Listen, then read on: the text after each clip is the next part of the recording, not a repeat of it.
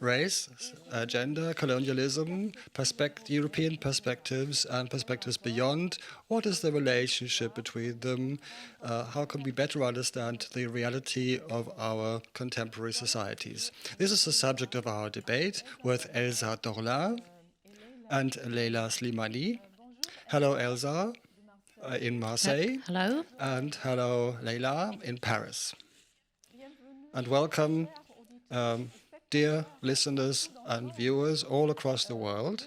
Welcome to Weltempfang, the world reception at the Frankfurt Book Fair 2020. It's a very virtual trade fair, but this virtuality is really a very fitting subject because the concepts are becoming more blurred, the definitions are becoming more blurred. Because what is race, what is gender, and what is colonialism?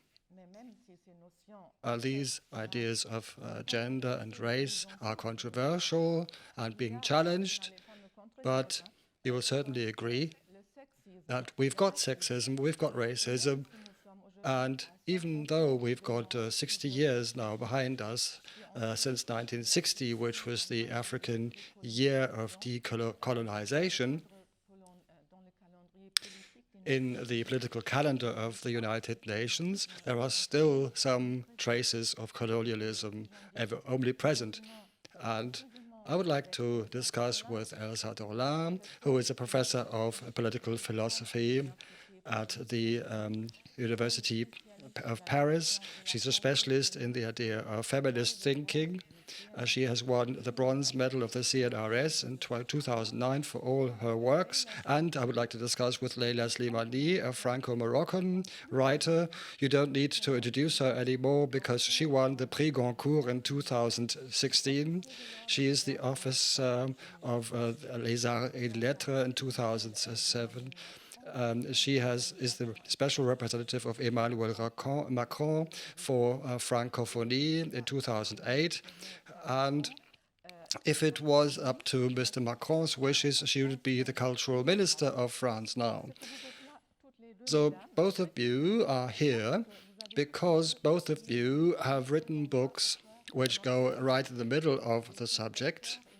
And the German readers will also get a tasting of that very soon in spring 2021. For you, Elsa Dorlin, this is a historical, political, philosophical essay for which you have received the Prix Français.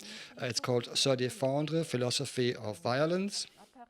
It is going to be published in German with Sohrkamp, Selbstverteidigung, eine Philosophie der Gewalt, in a translation by Andrea Hemminger, who's also translated Michel Foucault.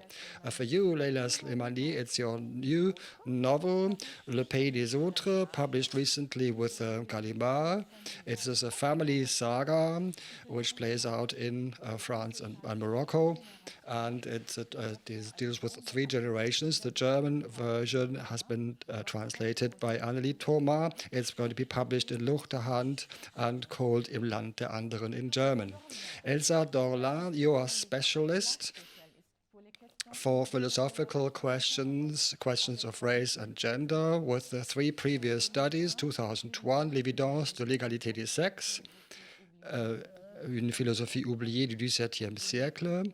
In 2006, La matrice de la race, a sexual genealogy of the French nation. And 2008, you published the essay Sex, Gender and Genre and Sexuality.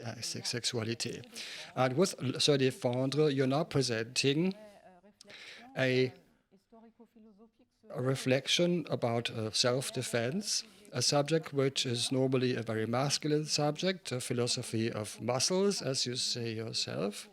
It's based more on muscles rather than on the law.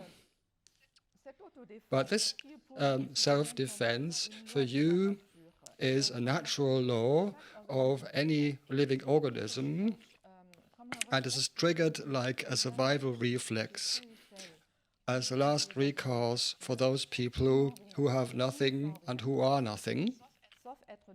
except being dominated, exploited, persecuted, marginalized, expulsed, and who cannot use the law of the state.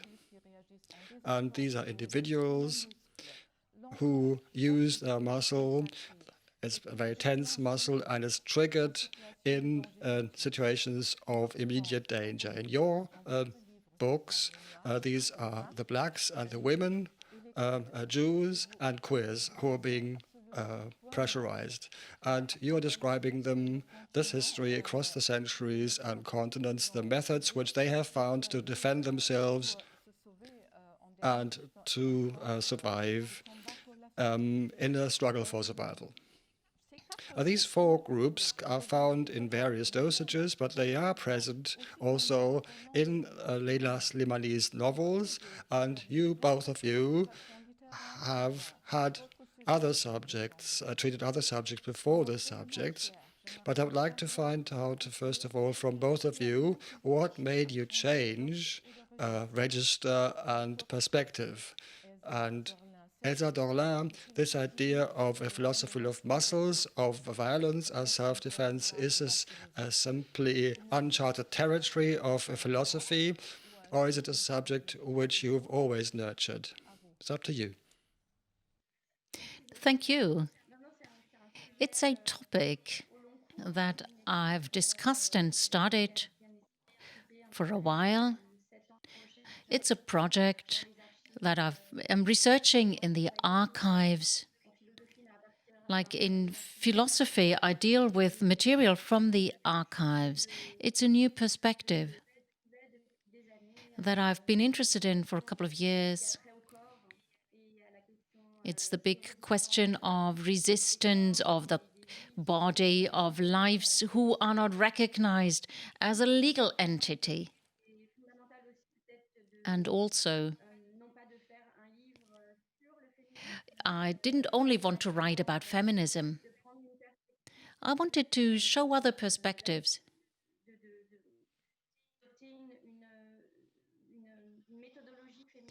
And I did not only want to use the feminist methods of writing, I wanted to show different angles. This philosophy of violence, as you mentioned, we have slaves, women, men, human beings who are resisting, who have been fighting for generations. Self-defense was important for them. Whether they were workers, whether they were of Jewish faith or coming from countries like Poland and other countries. So it was important to understand their experience. What does it mean? What does it do to you if you have to use violence as a last resort? It's a very common experience. So you have this philosophy writing where you discuss these tensions. So I asked myself whether you are actually expanding the field of philosophy in so doing, because originally there were three topics. There were ethics, aesthetics, and ontological philosophy. So am I wrong? No, these are classifications, discipline and university classifications that we are using when we talk about philosophy, the way we teach philosophy at the university in the schools.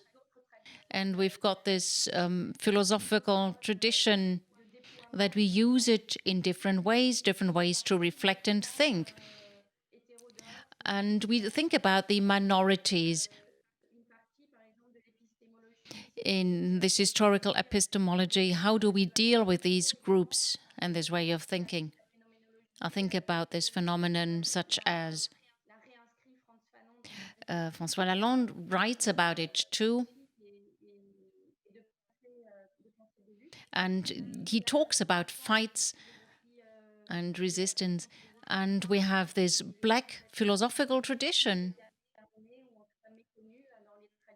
something that is hardly known in the European tradition of philosophy. And I think the feminist philosophy since the 17th century, many people are not aware of that. And we have this moral philosophy, metaphysics. So we try to discuss, to deconstruct this idea of a philosophy that is a philosophy, this idea where we talk about the body, also about the female body, in this collective way of thinking about it. Thank you very much for these explanations. The key word is disincarnate or incarnate. I would like to throw it back to Leïla Slimani. There are lots of theoretical concepts behind this. Leïla, since 2014, for 6 years now, you have had a phenomenal success. 9 titles, 5 of them have been translated into German. The next one will come soon. Dans le jardin de l'ogre, Chanson douce, which won the Prix-Goncourt, Le diable est dans les détails, Sexe et mensonge, and Parole d'honneur. So you are regarded as a fresh voice, a feminist voice, who is not afraid of anything, and who are going to be a strong voice. And you have a Moroccan origin, but you are just as present in France as in Morocco. Maybe you are more present in France. And now with the Prix Goncourt for your second novel, Chanson douce, I made a mistake there. And you are the first Maghrebin woman to win the Prix Goncourt, and the second one after Tahar Belgeloun, and you are the first woman in the long history of the Prix Goncourt, so the female writer who won the Prix Goncourt. And the Prix Goncourt was founded in 1903, so bravo. And your subject is the solitude of the modern woman, sexuality, nymphomania, and what makes nannies kill the kids they are supposed to look after. So this is a subject.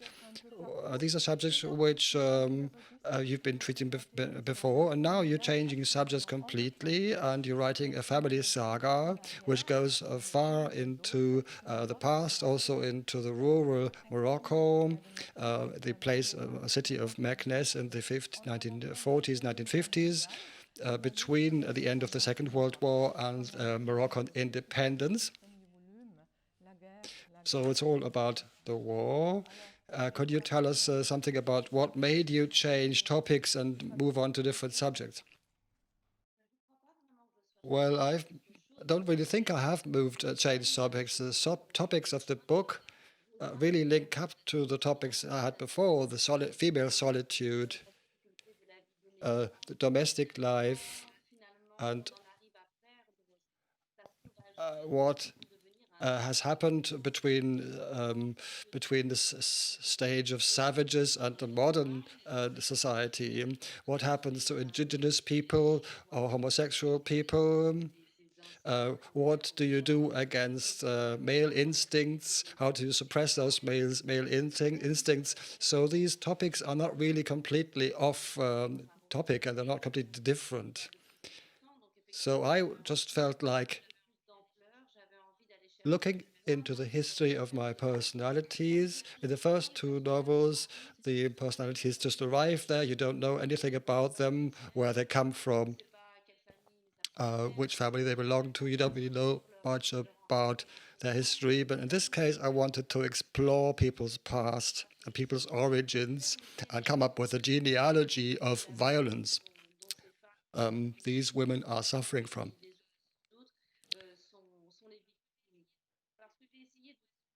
Because the question is also, where does it come from? My obsession with violence and my obsession with freedom.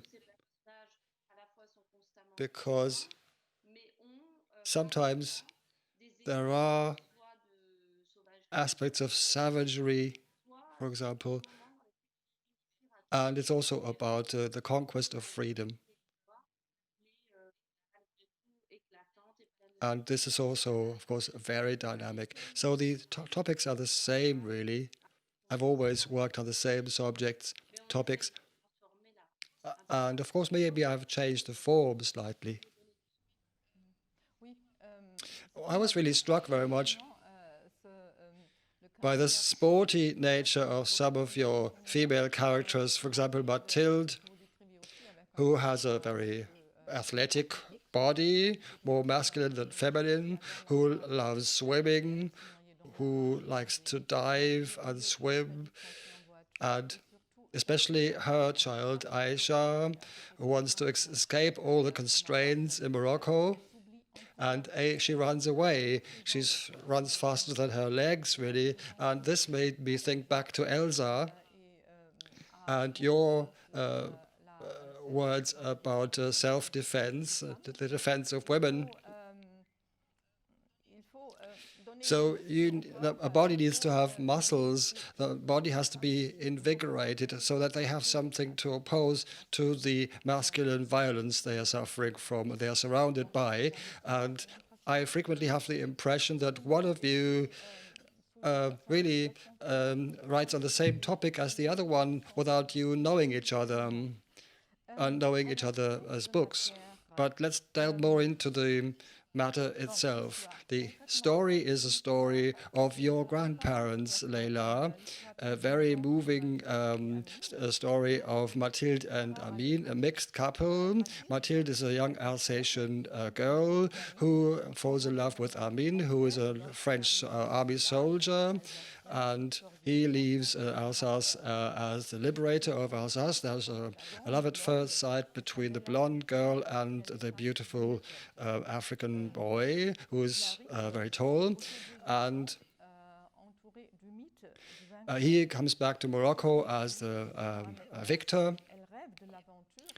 And it's, of course, a life which is exciting, more exciting than the boring life in France at the time. And he is dreaming of maybe buying some land, making a plantation of orange trees and olive trees, and turning Morocco into part of a new California. They have 2 kids, Aisha and Celine, and they have lots of day-to-day problems. And these problems lead to the cultural shock in this colonial context, which you're writing with a lot of empathy and finesse. There is an overlap of different perspectives between the characters. You're not judging, you try to understand what's going on, and why people are torn between 2 things in themselves. So what I also was struck by is the living conditions of women, which is completely intolerable. So we enter in April 1947. Amin and Mathilde are going to their farm on a carriage, which the carriage is driven by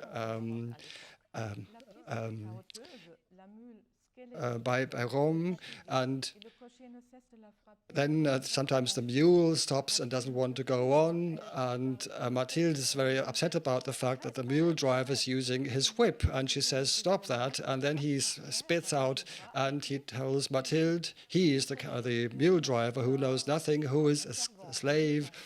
And he tells the young European girl, "Do you want to get the crack of the whip too?" And I think this is a good start. And Mathilde arrives in Morocco, and she finds herself a foreigner, a woman who is at the mercy of the others. This says a lot about the position of women in Morocco, and you're giving us lots of examples. There is Moulala, the mother-in-law, who never is allowed to leave the house, but is allowed to look out of the very small window to the outside world. There is the sister-in-law, Selma, who is beaten by her brother, and there is the daughter of Mathilde and Amin, Aisha, who grows up in a convent, And then she hears that from the nuns that God loves all the men and the kids. And she says, oh, God loves men, but he doesn't love women. So lots of such examples. And you have just said in one conversation that colonialism is not just an exploitation, the political and economic front, but also sexual exploitation. So could you make a link then between this very negative image of the situation of the women in Morocco at the end of when the colonialism starts, and does colonialism actually makes things worse? Well, the first thing is that the book describes the situation of Moroccan women at the time in a very difficult situation, but the situation is changing over the generations. And there is a difference between generations which is opening up between women who were born at the end of the 19th century, who have been dominated, have been made docile, similar to my great-grandmother who didn't know how to read and write, who had to dedicate all her life to her husband and her children, who had to obey her husband and also obey her kids afterwards. And then the new generation, who after the war in 47, under King Mohammed V, was confronted with nationalism. Is the sound better now? Yes, it's now. Oh, it's perfect. Thank you very much. Because I couldn't really follow when you made the link between the past and the present of exploitation. And I would like to hear more about that because I'd like to go back to this book and also talk to Elsa about that. I said that the colonialism is also a sexual exploitation story because someone who, as a white person, if you come to the colonial world, you feel yourself completely liberated. You can do what you want. It is a space of adventurism, also sexual adventurism, and the body of the African woman, also of women in Indochina, is kind of offered to the colonizer.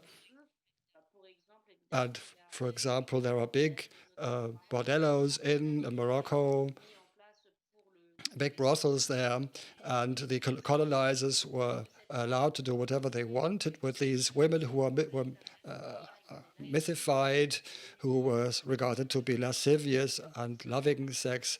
They thought women there are quite savage, they are closer to animals. That was the perspective at the time, and even today, it's a fact that the laws about sexuality are laws which go back to colonialism because this aspect was very important. There was a codification of this sexuality in Morocco. There are articles of the law which concern sexual relations, are directly inspired by the Code Napoleon. And of course, this cannot be found in your novels, in the Maghrebinian families, because these families were completely separated. It was all about male honor. And so the colonized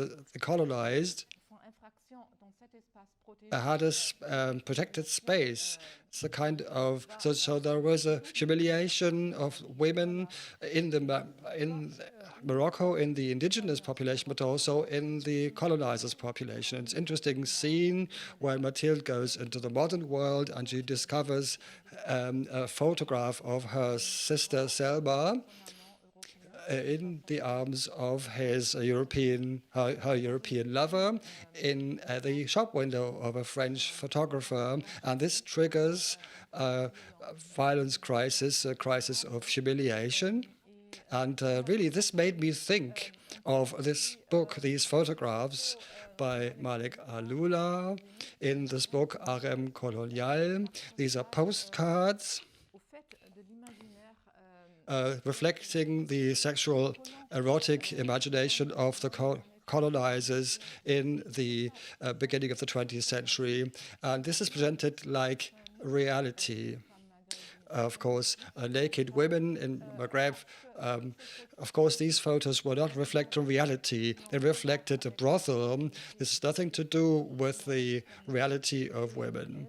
And what I thought was interesting, Elsa, is the analysis Malik Alula makes in his book is based on the La Chambre Claire by Roland Barthes. It's about the domination, and these are the same notions, the same terms you are using in your book, Se défendre, an analysis of posters, of advertising billboards reflecting violence against women, making people aware of violence against women, whether women are dead or alive, whether presented as prostitutes or as contemporary women who are abused. These are stories which are very similar and they are overlapping in a way. I thought this was very interesting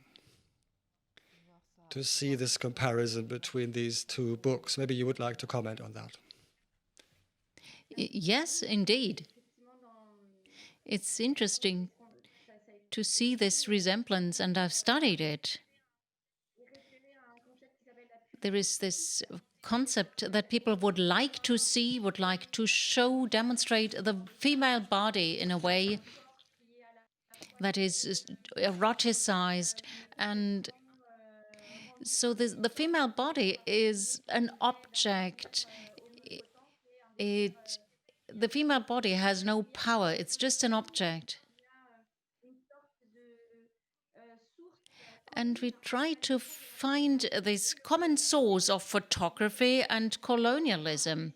You see, the space of the colony is also a space where women are subject to the eye of the European colonial masters, and they are being abused by them.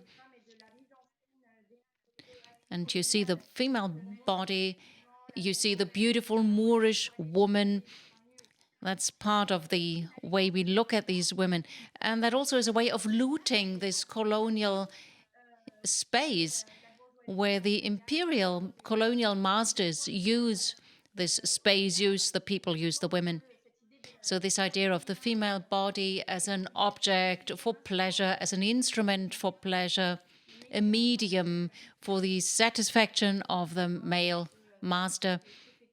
And you find it, for instance, in the posters in Europe, in the campaigns for the protection against violence of women, it's always women's bodies. And you see that the female body is shown, is rendered, is seen as having no power. And it shows that the female body doesn't have the force, doesn't have the power anymore to call for help. And that's something that we've seen like in the 1980s in Ethiopia when there was a famine, when you simply saw the children in Ethiopia who suffered from hunger from this famine, and they represented the African continent, these pictures of children who are suffering from hunger. And again, you show with this type of pictures, with these photographies, the dominance. Thank you very much. And there is the right of looking at this by the colonists and also by the right of space. And let's pass on to segregation and racism. I didn't even know, Leïla, when I read your book, that in Morocco too, there was such a big segregation between races that the races had to keep apart.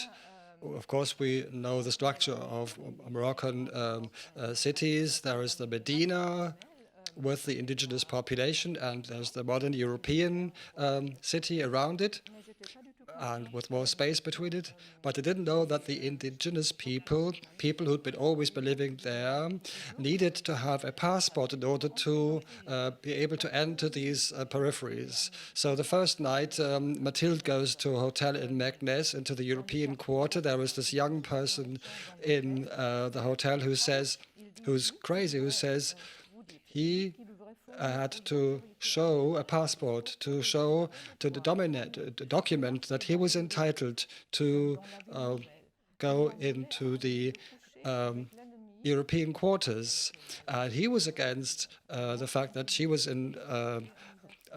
married to Moroccan, and he was racist against her. And this reminded me of the black code, which you talk about, Elsa Dorlin, which gives the inhabitants of colonies police rights, for example, in the Dom-Tom colonies, to say that any slave who's outside the village without a passport written by the owner of the slave will be punished by whiplashes.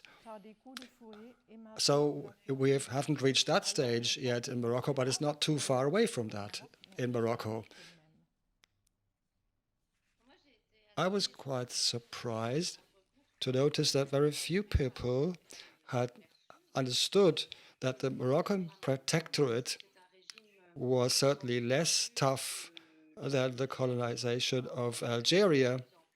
But still, in Morocco, it was based on a racist ideology. It was a colonial regime. And the principle of Moroccan cities, the urbanistic principle, is the principle of segregation, the idea that if you don't, the less you see of each other, the better you will get on. There are less risks of their unrests, for example. So each quarter was completely separate. And this perspective wasn't just the perspective of the French people, but also of certain Moroccan elites. And this was in line with the ideology of Maréchal de Lyautey, who was in charge at the time, and who said that Morocco is a very ancient monarchy with very well-established traditions. And in order to have a peaceful coexistence, it would be good to keep the Arabs separate from the Berbers, for example. So the Arab traditions should not be disrupted. That's why in Morocco it was not allowed for non-Muslims to go to mosques. It is also a colonial law, because Maréchal de Lyautey had also banned non-Muslims from going into the Moroccan worlds. So there was a segregation in the cities. So there was also a curfew. After 6 p.m. you had to present a passport if you wanted to go to the European quarters if you're Moroccan. This is also true of the traditional cities in Meknes or Fez, less so in Casablanca or Rabat, which are more modern with smaller medinas. But this is the story I delved into. I looked at the archives, at the maps of 1950, 1952, where there are clear borderlines between these parts of the cities. And this was especially tough for women. For anyone who is dominated, also for indigenous people, their lives was crisscrossed with frontiers and borders. You are not allowed to go here, go there, don't speak up, stay where you are, and so on. So the women were colonized in two ways. They were indigenous, at the same time they were women. So there was a double whammy, basically. They always faced with bans and prohibitions. There's also the scene in the first-class train reserved to the French people, and Amin's family, his mother, and Selma, they find themselves in the first class, and the French people can't believe their eyes because the first class is banned, or rather, indigenous people are banned from the first class because they are all illiterates and so on. This is about 10 years after the boycott of buses by Rosa Parks in the US, but still, it is really exactly the same thing, segregationism and racism. And Elsa Dorlin, you are saying that segregationism is part and parcel of imperialism, and the abuses of the black minority are the same as internal colonialism. So I ask myself about this internal colonialism. Does it still exist in Morocco or in France? Or is it coming back now, maybe? Well, there's this debate about this internal colonialism. It's very well documented. And theoretically, we try to discuss it in the discourse about the post-colonialism in societies that were part of the colonial empire. So where we see that the past is still part of our present. And there is a direct link between the colonial governments and the law of these nations that were colonialized in these countries that were part of the colonial empire. Well, we are discussing it. It is part of the debate today. But people do no longer discuss post-colonialism. They have new concepts.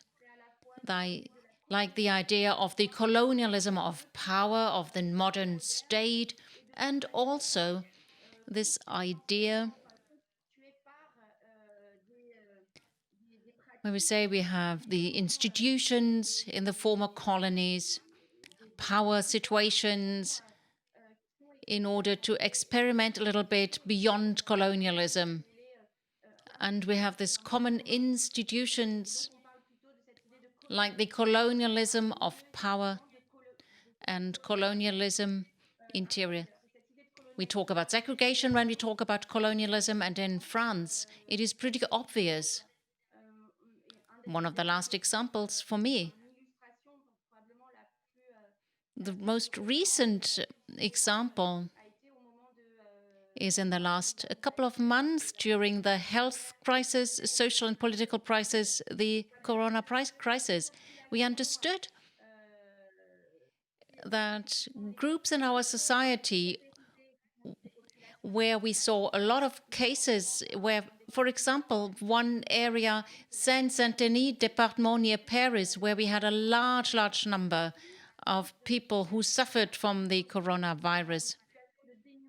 And it's because they do not really have readily access to public health. And it was the area where we encountered the highest death rate in France during the crisis. And this is people, we're talking here about people who work in Paris, who offer the white population their comfortable lifestyle due to their work. And this is a type of segregation that some people are currently more exposed to the risks of the coronavirus or do not have ready access to public health. And this is a problem in France that we encounter right now. And we see that this is a big economic exploitation from the majority of the population in France, of the middle classes maybe, who live at the expense of other groups in our society.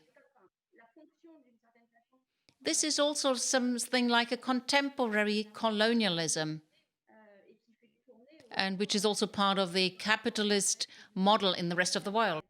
Exactly. Thank you very much.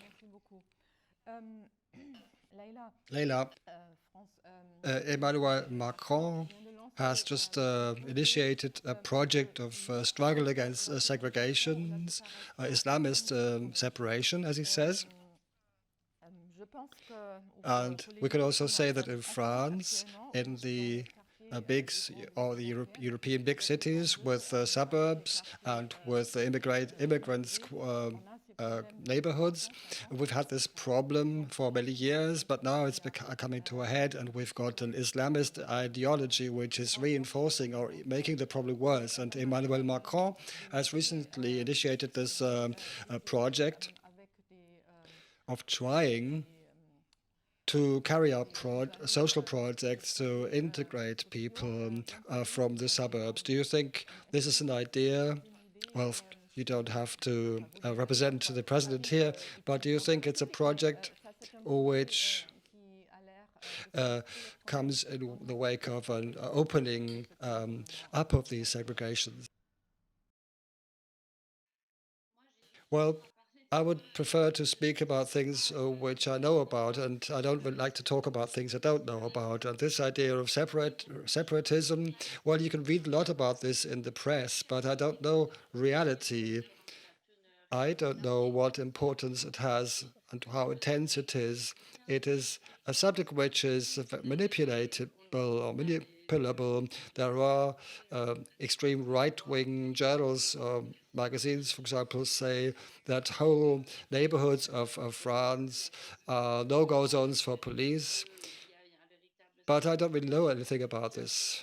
I'm not really well informed enough about this reality, the reality of this danger of this situation. I'm very careful there.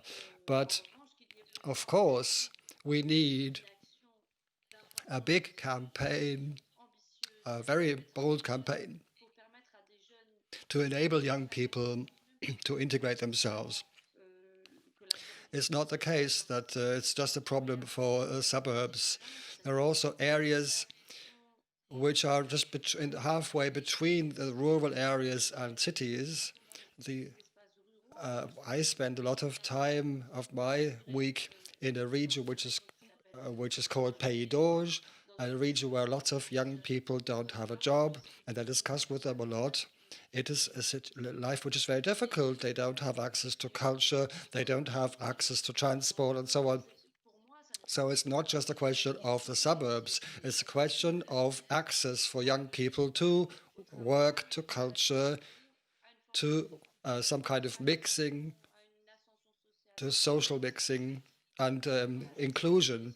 This is something which I find essential. It would be wrong to just focus on the same themes, just the same diagnosis, using big words such as separatism and suburbs. I think this really is hiding for the fact that there is a complex situation. Well, this was just to be up to date because this information, I've read about it in the media yesterday. So I just wanted to hear your answer, your opinion about it. So let's go back to you, of your novel again. And it is a novel about 20th century, the time between the First and Second World War and the time after the Second World War. And Amin is the soldier who risks his life for the French nation. He goes back to Morocco, and the French still regard him as Moroccan, of course. He goes to the European quarters and he has to present his passport. And then, of course, they excuse themselves, they apologize and say, you're speaking very good French, and he's fought for the French nation and so on. But he still doesn't feel good and feel at home there, especially when it comes to the independence movements in Morocco. He feels like a traitor. He doesn't know what he belongs to. And he's not, of course, alone. There are thousands or hundreds of thousands of Moroccans, of Africans, of soldiers from Senegal and Maghrebian soldiers who have fought in the First and Second World War on the French side.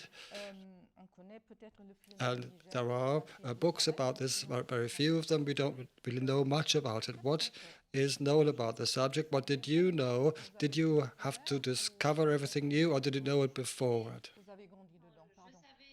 Well, I knew a lot of things because my two grandparents and great-grandfathers have been fighting on the French side. In the First World War, my great-grandfather has died after a gas attack in Verdun, and my grandfather was in the Second World War. He was interned as a soldier, as a prisoner of war. And for this generation of soldiers, they have a very high level of loyalty to France, which could be surprising. You could think that they have been treated ill, they should have revolted. But my grandfather, because of his education and also because of military discipline, because what he had to experience together with his brothers in arms, he kept this high loyalty to France, and his aide de camp also appears in the novel. He went to Indochina and went to colonial wars. That's, of course, the most terrible situation because judging from the Moroccans who went to Indochina and to Madagascar, they are really traumatized because the climatic situation was terrible, and also because they found themselves faced with people who were like them, who were so one colonized person fighting against another colonized person, which is an absurdity, of course, a terrible absurdity, inflicting this to these people. My grandfather and the other soldiers I got to know from this era never thought of themselves as heroes. They never bragged about this, of course. There were French people who were quite proud of what they were. They were soldiers, they were in the resistance. But for my grandfather, that was a secret topic, and he was reluctant to enter the topic. And my grandfather never got the French nationality. He asked about it twice, and he was never allowed to become a French natural. He got a visa, of course, but he didn't achieve French nationality, which was quite strange if you think about the pay he received, which was, of course, a pittance, complete pittance. And these veterans, of course, still spend some of their time in France. For example, in Bordeaux, there are still a few of those veterans who are maybe 80 years old, and they live half the time in France and half of the time in Morocco in order to have health insurance cover, for example. This is a very melancholical, very sad, and very cruel experience. Thank you very much for this testimony. Elsa, you've also worked about this question. In the first chapter of Se défendre of your book, you say there was quite a controversial debate in the French army whether there should be Moroccans integrating there. That was a very controversial discussion, and the solution was found very soon. There was a certain tradition of the Republic as we see it in France. It's because of the constitution, who is drafted and not. So it's like this contract between military and society, so that men really are ready to defend their nation because they are citizens. If they are full citizens, they defend their country. So we had this imperial perspective, and for France, it was necessary to make good use of what the French generals called the black forces. So they needed the manpower, especially when they fought against Germany. And the colonial indigenous forces were like a secret army. So that was important to have these additional soldiers in the army. So also these people could prove that they were good citizens. That was in order to defend their republic. So they had access to becoming a French citizen, to the citizenship. So there was a lot of political mobilization in this context. so that people got their salaries when they served in the army in the 50s and 60s. We had this political mobilization in order to be recognized, in order to get a salary or a pension. So that was a very important topic, widely discussed.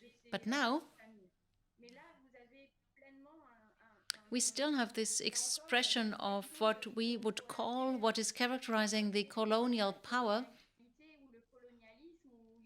this continuation of this double standard. There's always been a double standard. It's always for an area, but not for the empire. They would like to become a citizen. So they are in this weird state where part of the population doesn't have all the rights that another part of the population has, of the real French population. So that's a big problem. And we see this problem again in the suburbs, in the banlieue.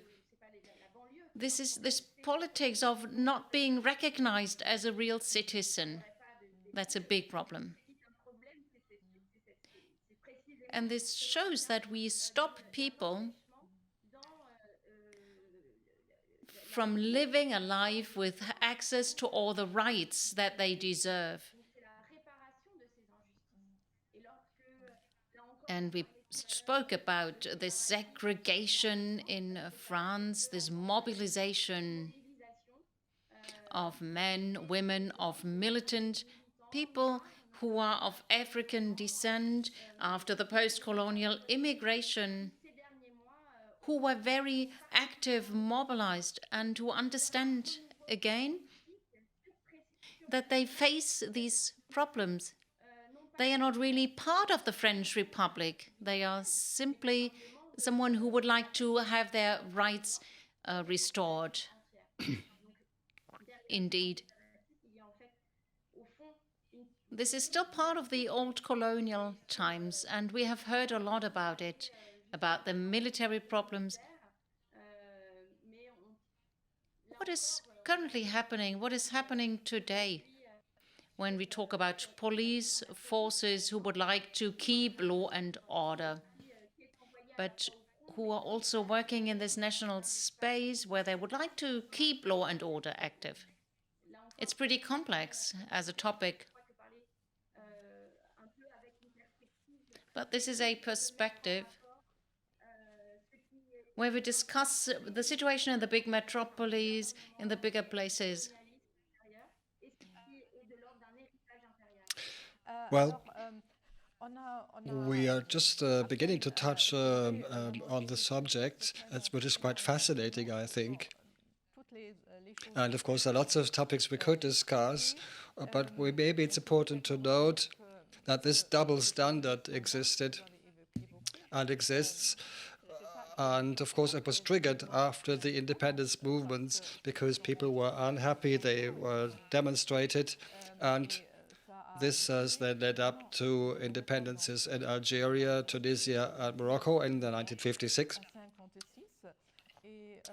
But is there something you would like to comment on more before we close the discussion? Right. What we didn't discuss was maybe the situation of blacks in Morocco. Since 2011, there is a new constitution, a reform of the constitution with a new preamble, and in this preamble, you find not just a mention of nationality, of the Arab and Berber nationality, but there is the whole wealth of the African contribution, the black contribution, the Jewish contribution to Moroccan society. And for this reason, it is quite apt that you call your novel Le Pays des Autres, the land of the others, because it's really enshrined in the DNA of Maghreb. What is foreign, what is Western, what is indigenous. And of course, the Phoenicians, the Romans, the Visigoths, the Arabs, the Turks, everyone, the French, pass through Maghreb. And so you've written a book which is extremely rich in terms of history, which is very rich in terms of psychology. And of course, we are waiting with bated breath your next volumes. It will be published in 2 years in French in 2021. And the German readers will, of course, be pleased to discover Le Pays des Autres in a few months' time. And for Elsa, Se Défendre. I've just received the first copy of it to check in German, Die Selbstverteidigung. But do you have a final word to add? So, both of you, I would like to know whether you are practicing any sports as modern women in the urban surroundings when it's not very nice. Well, literature is a great sport and a way of self-defense. This is what I'm doing. Someone said someone who writes has no need to have big muscles. So I use the pen, and that's really enough. Thank you very much. Elsa, would you like to add something? Yes. I think the majority of women try to fight and resist, and they are already very good when it comes to self-defense skills. They know how to fight for their rights. And they know, they have all the skills necessary to do self-defense. Elsa, sorry, I didn't hear the rest of what you said. Could you repeat the last sentence so we can close this? Well, what I said was all the practices for self-defense that people know that are contemporary, very efficient, and they allow the fight. Well, normally you don't get a trophy or an award if you have these life skills for self-defense, if you try to keep safe as a woman. Well, women are experts when it comes to self-defense. So with this appeal to you to read these 2 books, I would like to thank you very much for listening. All over the world, I would like to thank the 2 of you very warmly. To you, Leïla Slimani and Elsa Dorlin, to have discussed with me about your 2 books and about these subjects, gender, racism, and colonialism, which is a big subject. Thank you very much and have a nice day.